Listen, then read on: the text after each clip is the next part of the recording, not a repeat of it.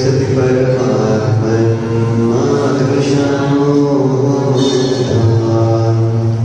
कथमतनुवशत्वान् बुद्धकेशान् सुगतमगरं वादीशं शिवं वा जितभवमभिवन्दे वासुरं श्रीगिरं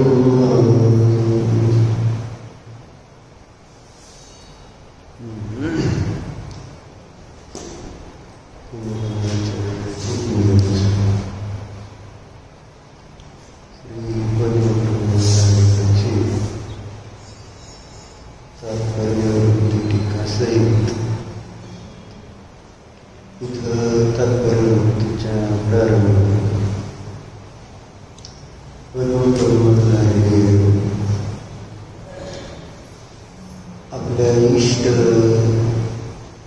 साध्याच्या सिद्धीसाठी इष्ट देवाला नमस्कार करत पद्मप्रभू मल्हारी देव यांचं इष्ट साध्य कोणतं? इष्ट म्हणजे ज्याची इच्छा केली जाते. मग पद्मप्रभू मल्हारी कुंदकुंदाचार्य जितके म्हणून सम्यदृष्टी ज्ञानी जीव आहे त्यांना इष्ट काय? राजकुमार इष्ट काय? तुला इच्छित काय? कशाची इच्छा आहे? कशाची इच्छा आहे? कोणती इच्छा आहे का नाही?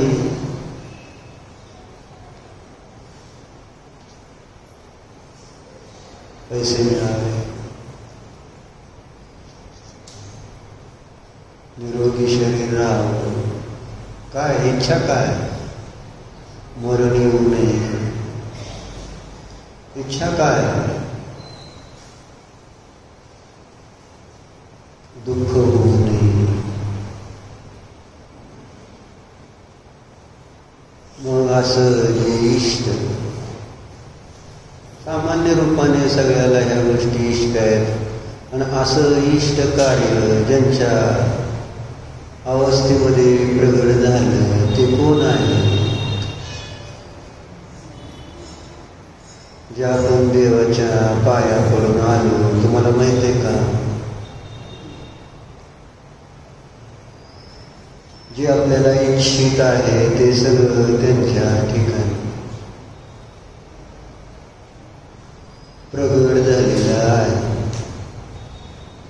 त्यांच्या दुःखाचा नाश झालेला आहे. काय देवांश? या देवाच्या पाया पडून आला त्यांच्या सगळ्या दुःखाचा नाश झालेला आहे का नाही? असं तुला वाटलं का? जसं तू बघितलं का? पाया पडला म्हणजे काय केलं? नुसतं डोकं टेकून आला का? नमोकार मंत्र म्हणून आला असेल, जे काही येतं तेवढं म्हणालो आणि डोकं टेकून जे म्हणालो. परंतु तिथं तुम्ही हे पाहता का की मी पाया पडतो कोणाच्या? की ज्याने सर्व दुःखाचा नाश केलेला आहे अशा जीवाच्या मी पाया पडतो आहे. कशासाठी? कारण मला पण दुःख इष्ट नाही आणि या जीवाने त्या दुःखाचा नाश केलेला आहे आणि म्हणून मी त्यांच्या पाया पडून त्यांनी ज्या मार्गाचं अवलंबन घेतलं त्या मार्गाचं ज्ञान, श्रद्धा आणि आचरण केलं तर आपण पण त्यांच्यासारखे सर्व दुःखातून मुक्त होऊ शकतो. याच्यासाठी आपल्याला त्यांच्या पाया पडायचं असं. परंतु आपण जर बघितलंच नाही की ज्यांच्या मी पाय पडतोय ते कोण आहे, ते काय आहे, त्यांनी असं काय केलंय की जेणेकरून मी त्यांच्या पाया पडतो. जर अशा पद्धतीने विचारपूर्वक पाया पडणार नाही तर त्या दर्शनाचा आपल्याला फायदा काय होणार? तो जीव दुःखरहित आहे, बरोबर, असं बघायला पाहिजे का नको? त्या जीवाला आता मरण नाही, दुःख नाही, वेदना नाही. जे जे अनिष्ट आहे आपल्यासाठी ते सगळं त्याच्या मध्ये नाही. हे सर्व दोषांचा त्या जीवामध्ये अभाव झालेला आहे. अशा त्या निर्दोष देवाचं मी दर्शन करतो आहे, निर्दोष जीवाचं मी दर्शन करीत आहे. आणि अशी निर्दोष अवस्था मला पण इष्ट आहे असं मला कुठंतरी आत वाटलं का शिवलं. मला पण तुमच्यासारखं बनायची इच्छा आहे. अशी इच्छा तुम्ही त्यांच्यासमोर प्रगट केली का? काय म्हटलं देवाला सांग? पाया पडताना काय विचार केला? पाय पडून तर आलाय का? काय काय म्हटलं पाय पडताना?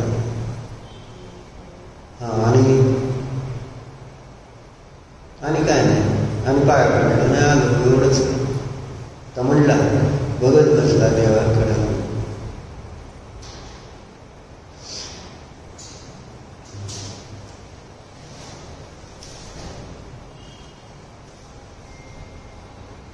पाया पडतोय म्हणजे काय म्हणून म्हटलं बघायला पाहिजे.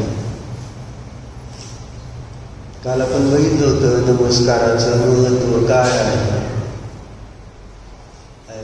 नमस्काराचं महत्व काय होतं पियुष पाहुणे काल काय सांगितलं?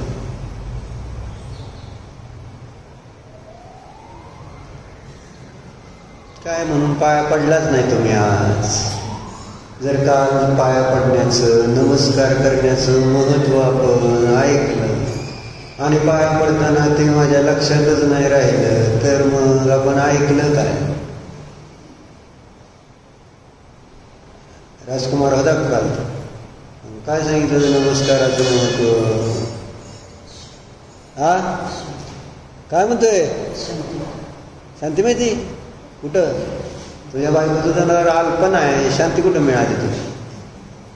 काय म्हणतोय म्हणा शांती? कसली शांती मिळते असं सांगितलं होतं का?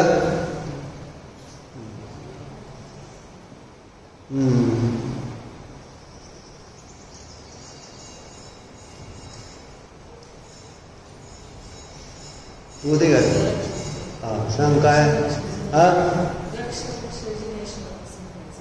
असं नाही. बरोबर. अजून बरोबर. कोण सांगते?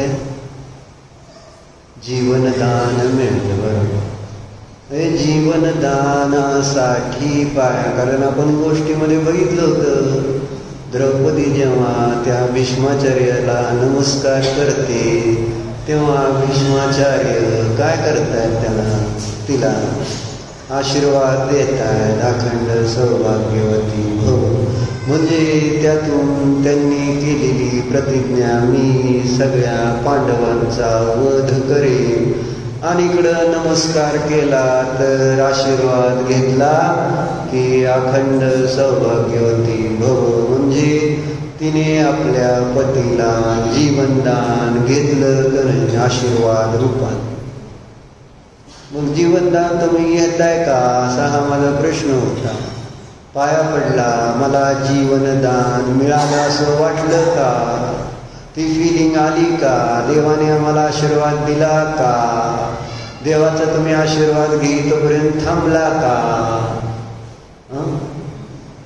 पाया पडला आलो देव आशीर्वाद देतेत. काय देतेत? काय दिला? कोणाकोणाला आशीर्वाद मिळाला देवाकडून? आज विद्यार्थी मिळाला का काय आशीर्वाद देवाकडनं? घेतला का आशीर्वाद? महत्वाचं. गरज आहे का तुम्हाला देवाच्या आशीर्वादाची? काय गरज आहे तुम्हाला? सगळं चांगलं आहे, 2 मुलं डॉक्टर आहे, सगळं चांगलं आहे, नवरा डॉक्टर आहे, काय दुःख आहे? सुना सगळ्या चांगल्या आहेत ना? चांगल्या म्हणतो तर आता काय. मग आता काय देवाच्या आशीर्वादाची गरज काय आहे? कोणाला वाटली गरज देवाच्या आशीर्वादाची? सांग डॉक्टर, तुम्हाला वाटली देवाचा आशीर्वाद आहे ना? वाटली का?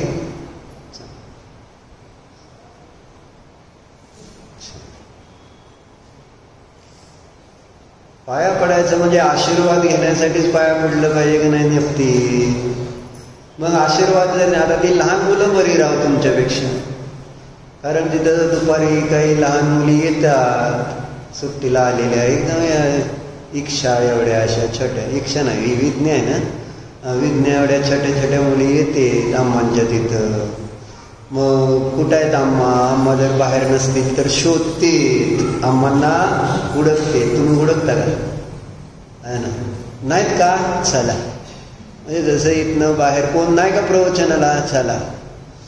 म्हणजे आपण तिथं ना देवाला शोधतो, ना धर्माला शोधतो, ना गुरुला शोधतो. शोधच नाही घेणार तर आपल्याला मिळणार कुठून काय? उलट असं नसलं तर वेळ वाचला. कसं असतं? शास्त्र नसल्यावर वेळ वाचल्यासारखं वाटतं का नाही निलेश पाहुणे? वेळ वाचत नाही तुमचा. बरं झालं आता आपल्याला आता नाही ना शास्त्र, लवकर जाऊन दुकानात बसताय, वेळ वाचतो ना. कोणत्या त्यागी नाहीत काय नाही म्हटल्यानंतर काय आता चौका नाही काय नाही म्हटल्यावर वेळ वाचणार का? आणि गुड फिलिंग येणार मग त्याच्यातनं, हा बरं झालं काय तेवढं लवकर संपल्यावर छान वाटतं का उशिरा? चेतनजी सांग शास्त्र. वेळेवर संपल्यावर. चेतनजीचं म्हणणं आहे वेळेवर संपावं, ना लवकर संपावं ना उशीर संपावं, वेळेवर संपवावं. आता वेळेवर संपवायचा अर्थ काय घ्यायचा हा प्रश्न राहतो. एवढंच. कोणाची वेळ? कोणती वेळ? वेळ म्हणायची ज्यावेळेस आपला संसार संपणार तीच खरी वेळ आणि तीच वेळेवर संपणार. म्हणून चर्चा काय झाली सम्यची?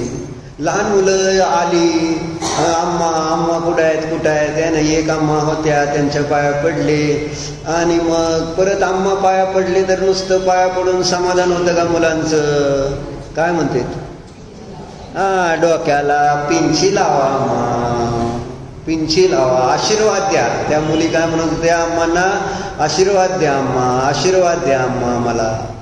मग आम्हा आपला आशीर्वाद पिंची न लावतात आपलं आशीर्वाद म्हणून हातानं करत होत्या. पण मुली काय म्हणायचं? आशीर्वाद द्या, आशीर्वाद द्या. म्हणजे त्यांना डोक्यावर पिंची लागली म्हणजे आशीर्वाद मिळाल्यासारखं वाटतंय.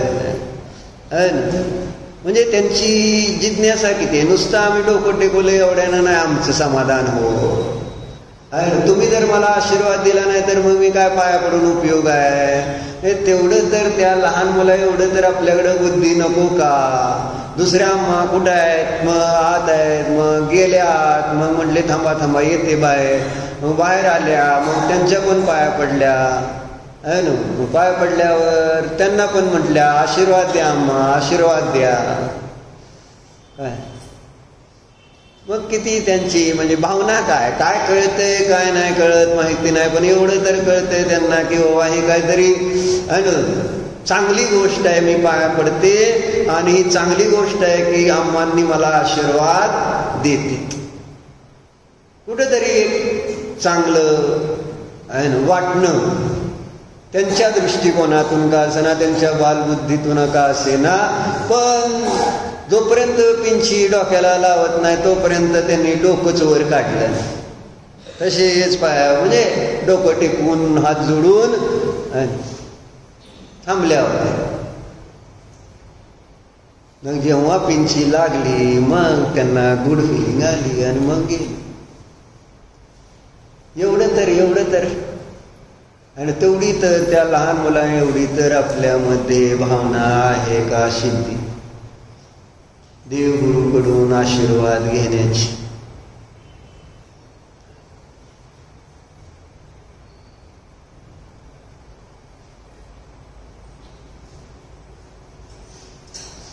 आशीर्वाद मिळतो का आपल्याला इथं सम्मेची देवाकडून? प्रश्न असा आहे. परत म्हणायचं काय, आमचे देव इतरांगे आशीर्वाद देत नाहीत काय? बरं गुरु तर देते का नाही?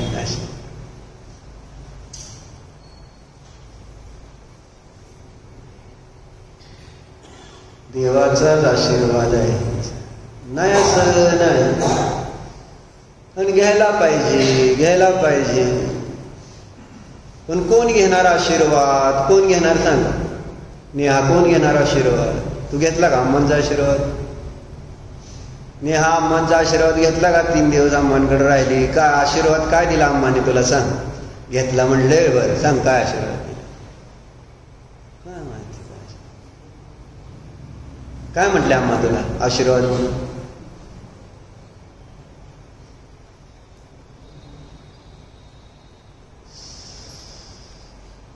तुम्ही काल जाऊन आला ना पंचकल्याण, आशीर्वाद घेऊन आला का? काय आशीर्वाद दिला ती तर सांग. काय घेतला काय तुम्ही? दिला काय माहिती नाही, आपण घेतला का नाही विचारायचं. समाधान झालं? असा आशीर्वाद मिळाला.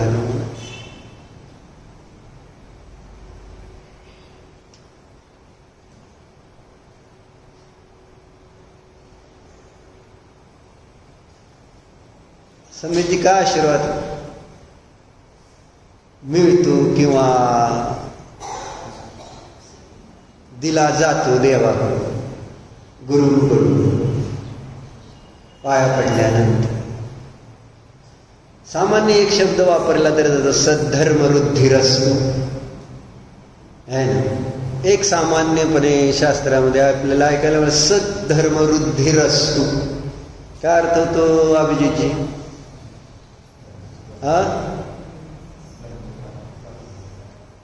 प्राप्ती व्हावी असा अर्थ होतो. सद्धर्मवृद्धिरस्तु शब्द एक शब्दाला म्हणतोय. सद, धर्म, वृद्धी, अस्तु 4 शब्द आहेत. धर्माची वृद्धी हो असं थोडंच म्हणतो. धर्माची वाढ हो असं नाही म्हणतो. धर्म वाढोत असा अर्थ आशीर्वाद देते. आणि कोणता धर्म वाढो? सत धर्माची आहे ना. तुमच्या मध्ये वाढ हो. आम्हाला आशीर्वाद काय अपेक्षित आहे बाबा? सद्धनाची वृद्धी हो. नाही सत पण नको, धनाची वृद्धी हो. संसार सुखी हो. या आशीर्वादाची अपेक्षा आहे का धर्माची वृद्धी हो या आशीर्वादाची अपेक्षा? जेव्हा पाया पडतो आपल्याला अपेक्षा, काहीतरी अपेक्षा घेतल्या, आपण घेऊन गेलो तर तिथं त्या अपेक्षा पूर्ण व्हाव्या ही हा आशीर्वाद मिळायची भावना असते. पहिली गोष्ट म्हणून म्हटलं, तुम्हाला अपेक्षा घेऊन गेली का तू कोणती? अम्मांकडनं काहीतरी मिळावं नाही. सिमरन सांगते काय अपेक्षा नाही मला, मग आशीर्वाद कसा घेणार मला सांग? म्हणजे जी अपेक्षा आहे ती पूर्ण होण्यासाठी आशीर्वाद मागायचा असतो. मग माझी अपेक्षा, माझी इच्छा कोणती आहे आणि ती इच्छा पूर्ण होण्यासाठी आपण त्या भावनेने नमस्कार केला आणि मग तसा आशीर्वाद मिळाला की तुझ्या मनामध्ये जी इच्छा आहे ती पूर्ण हो आहे ना. मग ते चांगलं वाटतं. मग मी इच्छा घेऊनच गेलो नाही आणि पाया पडलोच नाही इच्छापूर्वक, तर मग मला आशीर्वाद काय मिळणार सांगा बाई? आम्हाला अजून कळेनाच की बाबा मी अपूर्ण आहे, मला परिपूर्ण व्हायचंय. मी अज्ञानी आहे, मला ज्ञानी व्हायचंय. मी दुःखी आहे, मला सुखी व्हायचंय. अरे काय आहे का नाही डोक्यात? गेलाय बाहेर नुसतं काय नाही गेलं, आम्हाला जायचं चांगलं म्हणजे तिथं काही अपेक्षा असत्या त्या, आणि कुठपर्यंत सेवा करायला पाहिजे? पुन्हा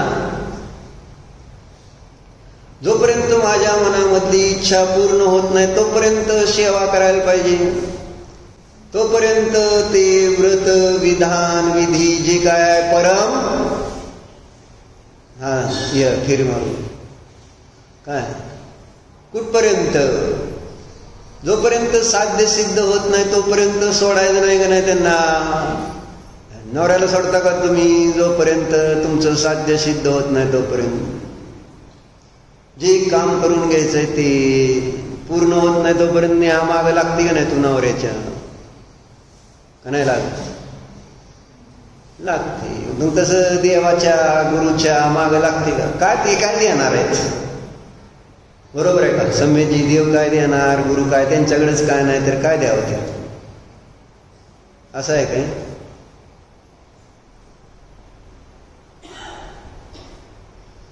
एक तर अपेक्षा नाही. आणि अपेक्षा नको का? आणि नसतेत का आम्हाला सांग?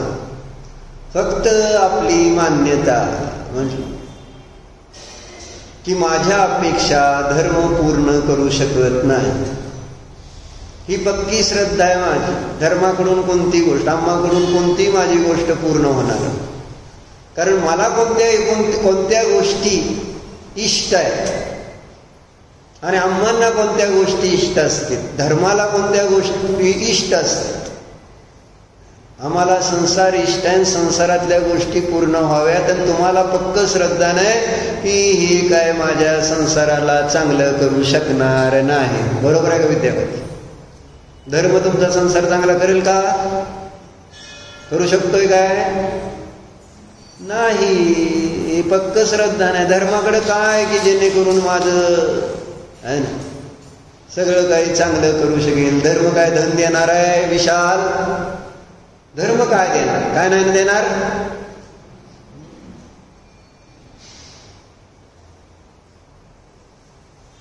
म्हणून धर्माकडे जाताना अनेक वेळा आपण इथं चर्चा हीच केली, काही नाही. नेहा सिमरन काय अपेक्षा? म्हणून तर मग आपल्याला तिथं थांबायची किती इच्छा राहते, गरज किती वाटते थांबायची. तिथं मंदिरात थांबायची असू देत, गुरूंजवळ थांबायची असू देत, शास्त्राला थांबायची असू देत, आहे ना, किती आपल्याला गरज वाटते. काय नाही, त्यांना माझी गरज आहे, मला त्यांची नव्हे. बरोबर आहे सिमरन? आम्हाला तुमची गरज आहे का नाही? नेमती मम्मी कुठे गेली? जाती म्हणली होती, कुठं आहे का? मम्मी आली ना का गेली दुकानात? गेली दुकानात, गेली. महत्वाचं असं मान्यता माझी काय? धर्माला माझी गरज आहे का मला धर्माची गरज आहे? कोणाला कोणाची गरज आहे? परम काय लक्ष दे. कोणाला कोणाची गरज आहे? आपल्याला धर्माची का धर्माला आपली? अमृत का सगळी सांगताना बरोबर सांगतील. आपल्याला धर्माची गरज आहे. खरंच आता सिद्ध करून दाखवतो मला धर्माची गरज नाही म्हणून. धर्माला माझी गरज आहे ही कुठेतरी विचारधारा आपल्या वर्तमानातल्या अवस्थेमुळे झालेली आहे. इतकं पुण्य कमवलंय की आता धर्माची नाही, धर्माला माझी. बरोबर आहे का? तुम्ही धन दिलं तर धर्म चालणार आहे का नाही? बाहुबली भाई, तुमच्यामुळं धर्म चालणार का नाही? तुम्ही दान दिलं तर धर्म चालणार आहे. तुम्ही पाठशाळा चालवली तर चालणार आहे, नाही तर चालणार आहे का? सांगा कोण? तुमची गरज आहे का धर्माला? प्रत्येक वेळेस माझं धर्माकडे बघण्याचं दृष्टिकोन काय आहे? आम्हाला तुमची गरज, त्यागींना तुमची गरज आहे का? तुम्हाला त्यागींची गरज असते. प्रेमलता बोल, कुणाला कोणाची गरज आहे? काय पाहिजे? काय पाहिजे दोघींना? विद्यार्थी धर्माला पण तुमची गरज आहे.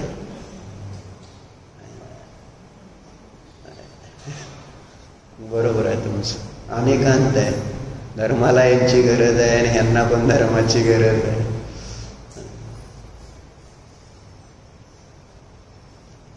जर धर्म असा पराधीन होईल तर ते धर्म सुख देणार नाही.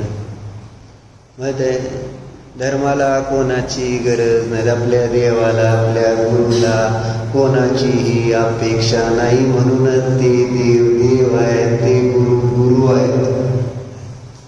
जर त्यांना अपेक्षा राहिली असती तर त्यांच्यातलं देवत्व गुरुपणा राहिलाच नसता.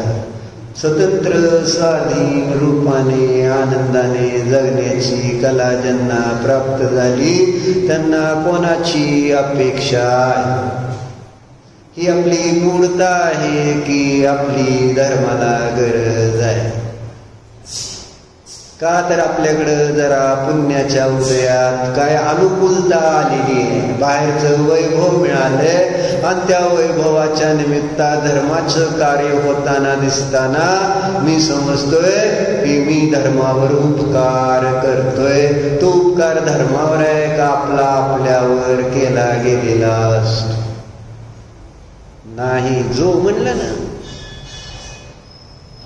अडचण ही, आणि हे समजायला पाहिजे नाही. घरी येताना आनंद होता का तिथं अम्मांकडे जाताना आनंद? घरी येताना चारण वृद्धी होती, जाताना काय होतं? दोन्ही होतं म्हणते. जाताना पण आनंद होता आणि येताना पण आनंदच. सासरी जाताना आनंद असतो का माहेरी येताना आनंद असतो? वाढ बोलते ते म्हणजे फईच्या पावलावर पाऊल टाकले, दोन्ही आनंद आहे म्हणते. धर्माला सांगायचं तात्पर्य एवढंच आहे, धर्माकडं जात आहे. धर्म आयतनाचा आश्रय आम्ही घेतोय तर आश्रय घेण्याचं प्रयोजन काहीतरी असलं पाहिजे. आणि प्रयोजनाशिवाय कोणतंही कार्य अज्ञानी सुद्धा करत नाही. मग इथं माझं कोणतं प्रयोजन सिद्ध करायला मी आलोय काय आहे का विचारामध्ये? कोणत्या प्रयोजनाच्या सिद्धीसाठी मी मंदिरात आलो? कोणत्या प्रयोजनाच्या सिद्धीसाठी मी गुरूंच्या सेवेसाठी गेलो? कोणत्या प्रयोजनासाठी पंचकल्याणकाला गेलो, शास्त्राला आलो? प्रयोजन नको का डोक्यात ठेवायला?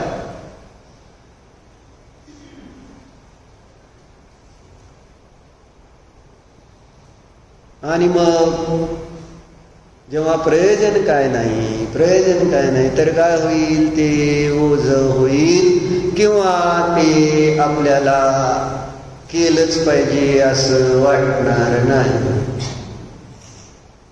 ते माझं परम कर्तव्य आहे असं भासित होणार नाही.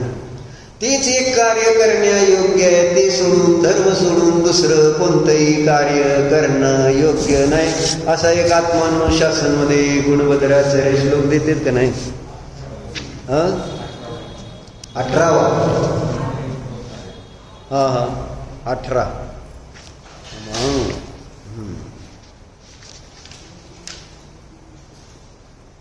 बरोबर 18 संसार के सभी प्राणियों को धर्म करने का उपदेश असं शीर्षक आहे.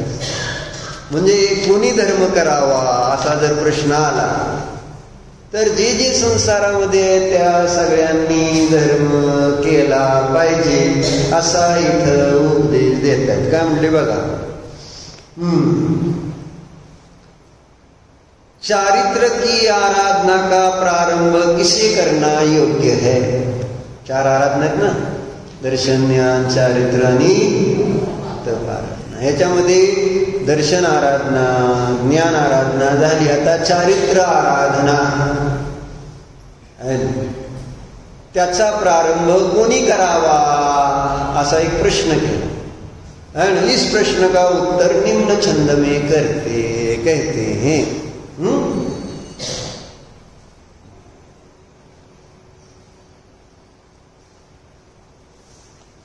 असा आहे ते छंद. असा सुखी तस्य दुःखी तस्य च संसारे, सुखी तस्य दुःखी तस्य च संसारे धर्म एव तव कार्य. सुखी तस्य तदभिरुद्धे दुःखभुजस्तदुपघाताय. तर काय सांगितले बघा, कोणाच्या द्वारे चारित्राची आराधना केली जाण्यायोग्य. तर इथं गुणबुद्धाचार्य म्हणते सुखी जीवाच्या द्वारे सुद्धा चारित्राची आराधना केली जाण्यायोग्य. सुखितस्य संसारे धर्म एव तव कार्य. बरोबर आहे. आपल्या मान्यतेमध्ये काय आहे, दुःखितस्य, जो दुःखी आहे त्यानेच त्या ठिकाणी धर्म केला पाहिजे. जे सुखी आहे त्यांनी धर्म करायला पाहिजे असं मला वाटतंय का? काय, कोणत्या जीवाने धर्म करावा, कोणत्या जीवाने चारित्राची आराधना करावी?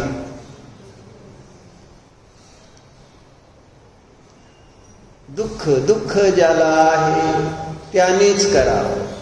ज्याला सुख आहे त्याने काय करायचं, प्रयोजन काय, असा एक प्रश्न आहे. तो म्हटलं ना, अडचण आपल्याकडं हीच आहे. मला सगळं सुख आहे म्हटल्यानंतर प्रेमलता होऊन आता काय धर्म करायला पाहिजे का? दुःख आल्यावर बघू करू.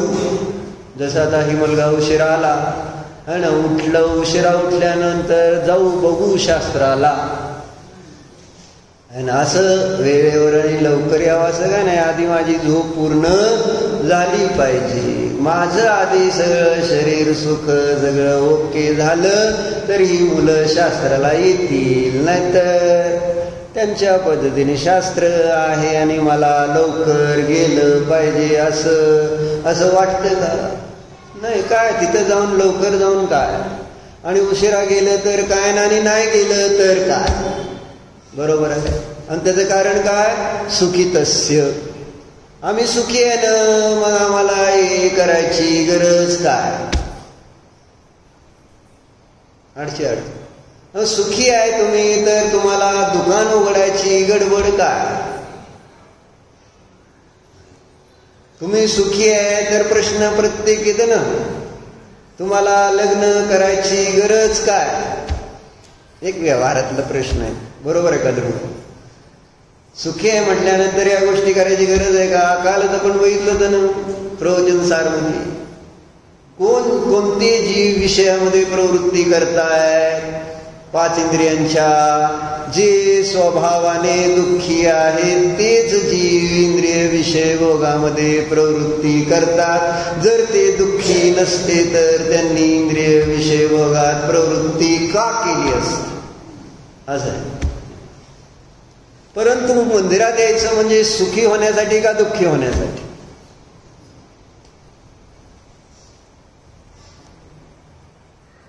काय अभिप्राय का असतो? सुखी व्हायला का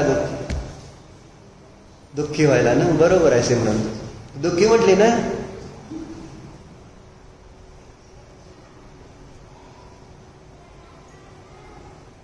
मंदिरात येऊन सुखी होतं का सांग राजकुमार? मंदिरात येऊन सुखी होतं का? आणि सुखी झालं तर मग मंदिरात कोण जाईल का घरी? सांग. नाही. प्रश्न एक साधा आहे. जर इथं येऊन तुम्ही सुखासाठी इथं आला आणि इथं तुम्ही सुखी झाला आणि ज्या क्षेत्रात सुख मिळतं ते क्षेत्र सोडायची भावना होते का? जसं ध्रुव म्हटलं, आता मी 10 वर्षानंतर घरी आलो असं म्हणतो. बरोबर आहे ना? मग सुखी व्हायला आलाय का दुःखी व्हायला आलाय? ते सोडताना, कॉलेजचे दिवस सोडताना सुखी का दुःखी? दुःखी का सुखी? आता तुला संपलं समजा, कॉलेजचे दिवस संपले. सुखी आहे का दुःखी? ते सोडू वाटतंय का? सोडू वाटलं का सोडावं लागलं? म्हणजे ज्या ठिकाणी मला सुख मिळतं ती गोष्ट मी सोडायची माझी तयारी राहते का?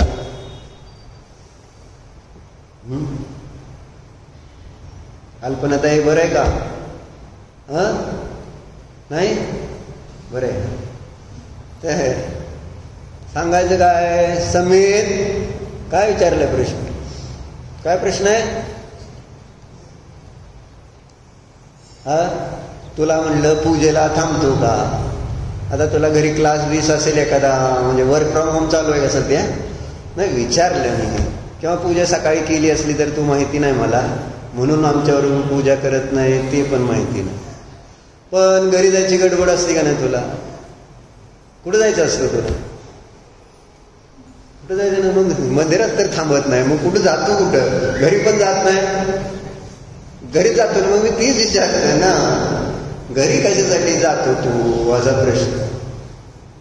मंदिरात येऊन म्हटलं ना, हे विचार केल्याशिवाय या कुठल्याही गोष्टीचा आपल्याला विचाराच्या अभावामध्ये या विषयाचं महात्म्य समजणार नाही.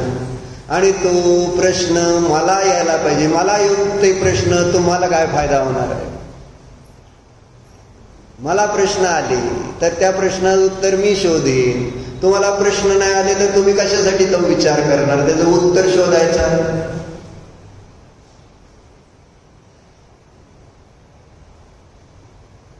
म्हणून सुख ज्या क्षेत्रात मिळतं ना, ते क्षेत्र कोणीही सोडायला तयार नाही. जसं स्वर्ग. असं ऐकलंय ना, स्वर्गात गेलेल्या जे देवांना ते स्वर्गातून जेव्हा आयुष्य संपल्यावर निघून जायचं असलं, किती दिवस त्यांना त्रास होतो? 180 दिवस, म्हणजे 6 महिने. आणि आज 6 महिने म्हणता म्हणता वेळ गेला. पण 180 डेज काय करतात ते? 180 डेज केवळ आर्त ध्यान करतात. 180 दिवस किती आर्त ध्यान होतं माहिती तुम्हाला त्यांना? कारण इतकं वैभव आहे. आणि काय न करता 10 वर्ष म्हणजे किती दिवस गेले आपले? 3650 डेज किंवा 3600 डेज, बरोबर आहे? 360 into 10 आणि 3600 दिवस आता तुम्ही तिथं घालवले. असं झालं. आता ते सगळं सोडून यायचं स्वर्गातलं सागराचं, आणि कमीत कमी तिथं 10,000 वर्षाचं आयुष्य. 10,000 वर्षामध्ये काय केलं त्यांनी? तसं तुम्ही 10 वर्षात काय केलं? नुसता धिंगाणा नाही ना. म्हणजे पैशाचं काय चिंता नाही, संसाराची काय चिंता नाही, देव्यांबरोबर रमायचं आणि खायचं प्यायचं सगळं असं सगळंच की देवदेवी बरोबर तिथं रमतेत ना, तसं निवांत तिथं राहायचं, रमायचं. मग ते सगळं आता सुटणार. बरोबर. स्वर्गातलं देवाचं काय होणार आहे? 6 महिने 180 डेज आर्त ध्यान कसलं होत असं? आता हे सगळं जाणार, हे सगळं जाणार, हे सगळं जाणार, हे सगळं जाणार जाणार जाणार म्हणता म्हणता होतं काय? तहते चैथावर तंदर आहे. सुख सुटणार आहे ना. म्हणून अशी अडचण. मग इथून घरी जाताना कोणाकोणाला आर्त ध्यान होतं? आर्त ध्यान होतं. काय आर्त ध्यान काल किती झालं? म्हणजे अम्मांकडनं तुला आम्ही आणायला आलो. आर्त ध्यान कळतंय ना? इष्टाचा वियोग, त्याचं नाव आर्त ध्यान. इष्टाचा वियोग झालाय का इष्टाचा संयोग झाला? रौद्र ध्यान झालं का आर्त ध्यान झालं? काल तुला आणताना सांग काय झालं? कळते का? म्हणजे अम्मांना आता मला सोडून जावं लागतंय. मग इष्टाचा वियोग आहे का अनिष्टाच्या संयोगाचं? नाही, अनिष्टाचा संयोग म्हणजे आता घरी जावं लागतंय, मग मुलं आहेत, मग सगळं संसार आहे, मग अनिष्टाचा संयोग होणार म्हणून आर्त ध्यान झालं का आता इष्टाचा संयोग व्हायला लागला म्हणून रौद्र ध्यान झालं? आनंद झाला, पप्पा मम्मी मुलगा आणि सगळे भेटल्यावर आनंद झाला. सांग, आर्त ध्यान पण झालं आणि रौद्र ध्यान पण झालं. आम्हाला वाटलं तसं तू फार दुःख आहे म्हणून, खरं तर घेऊन सोडून येतो असला तर फार दुःख व्हायला लागलं असलं तर. बाहुली बहीण सोडून या, दुःखी झाली फार. असं वाटतंय का तिच्या चेहऱ्यावरनं? तुम्हाला सगळेजण एकदा बघून घ्या. जेव्हा इष्टाचा वियोग होतो त्यावेळेस दुःख कसं होतं. चर्चा कशासाठी चालली की आपली? सुखितस्य आणि दुःखितस्य च संसारे धर्मैव तव कार्य. आचार्य स्पष्ट सांगते की कोणासाठी धर्म आहे. हे जीव तू संसार में सुखी हो या दुखी हो, तुझे धर्म ही करना योग्य है.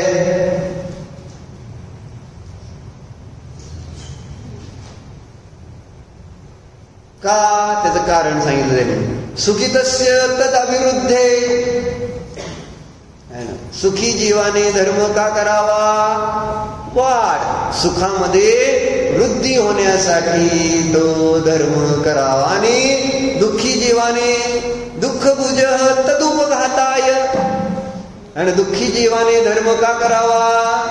तत् उपघाताय. त्या दुःखाचा घात करण्यासाठी दुःखी जीवाने धर्म करावा. तर सुखी जीवाने का धर्म करावा? सुख वाढण्यासाठी. म्हणून असं कुठंच नाही आहे की फक्त दुःखी जीवाचं काम धर्म करणे, पापी जीवाने धर्म करावा असं कुठं नाही. सगळ्यांचं एकच कर्तव्य आहे. आणि ते कोणतं?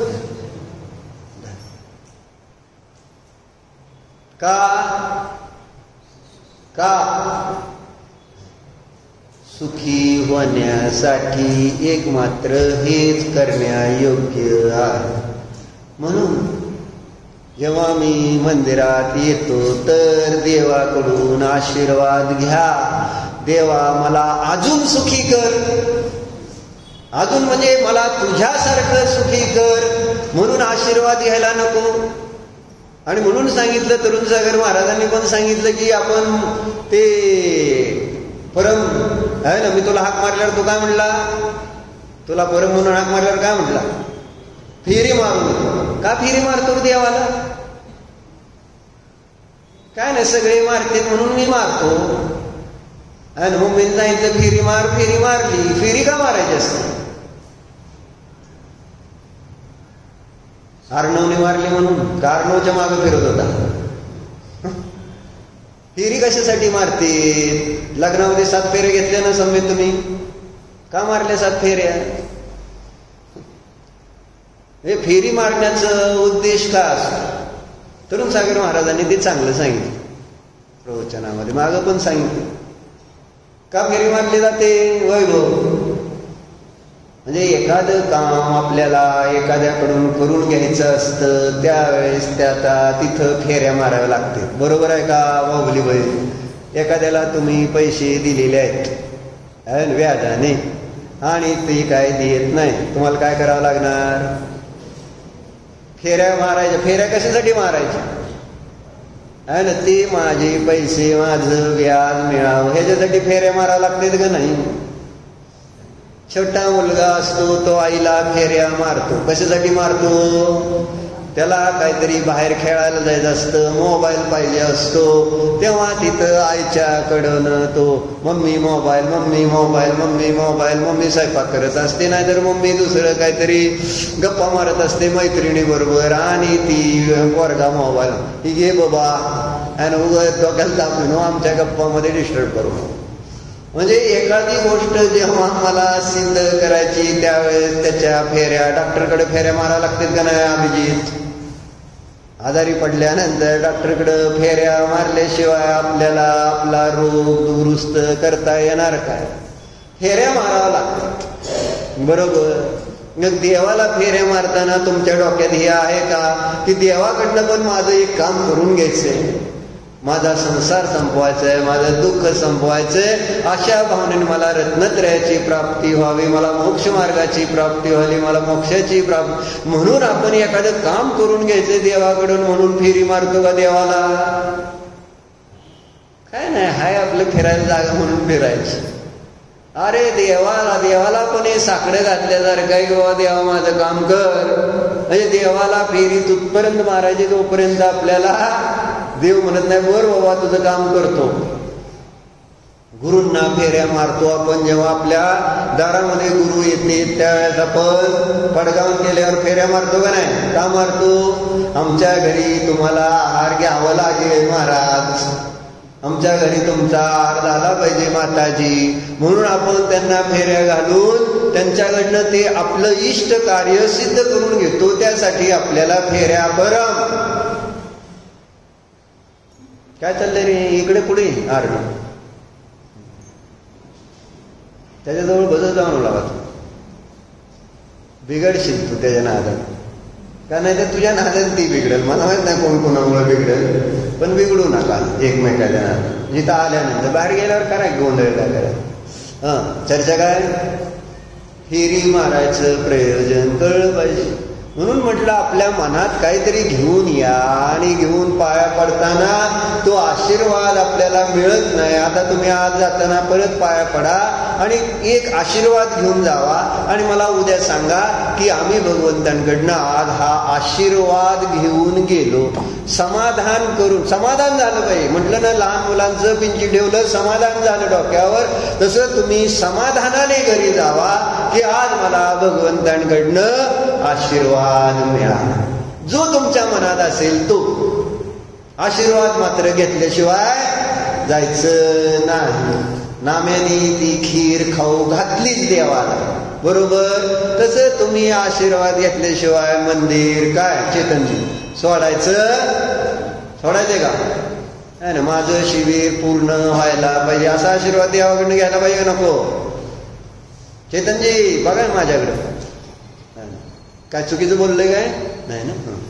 तर ना सिरियस आहे तुम्ही म्हणून म्हटलं तसं ना. हसल्यावर मला बरं वाटतं, मागच सांगितलं तुमचा चेहरा जरा आवडतो हसणारा. चर्चा याच्यासाठी की बाबा आशीर्वादामुळं आपल्याला समजेल, काय समजेल की बाबा माझा नमस्कार सार्थक झाला. नाहीतर मग उगच त्रास होतो. त्रास बाहुबली व्हायला आता वाकायचा त्रास होतोय, बसायचा त्रास होतोय, वजन वाढले का नाही त्रास होईल. पण आशीर्वाद मिळाला तर तो त्रास वाटणार नाही. ओम नमः हो प्रभो मी मनोचन काय मधून सर्व समारंभ क्रोधमान माया लोक प्रमाण इत्यादी विद्वांचार्य माझ्या करून यावाद गुरुवाद करणे शास्त्र गुरु यांचा अभिनय झाला. घेतलेल्या वर्गामध्ये अतिक्रम व्यतिक्रम अतिचार दोष लागले. केंद्रियापासून पंचेंद्रियापर्यंत ज्या काही जीवांचींचं रत्न झाली स्वाध्याय करीत असताना घडलेले सर्व दोषाविषयी मी पश्चाताप व्यक्त करून क्षमा मागतो. हे माझे सर्व दोष मिथ्या हो, मी माझ्या मध्ये या सर्व दोषाविषयी मी प्रायश्चित्त मागत आहे.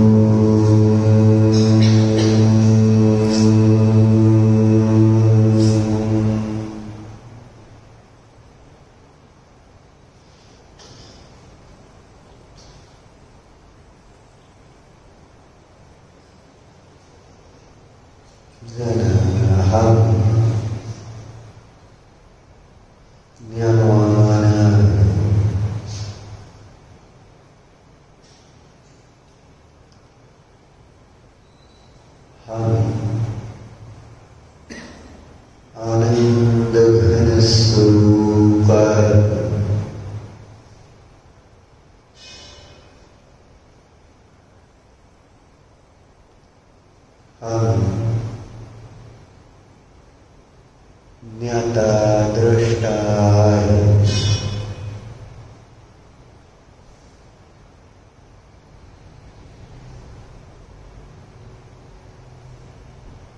हम चैतन्य स्वभावी जीवन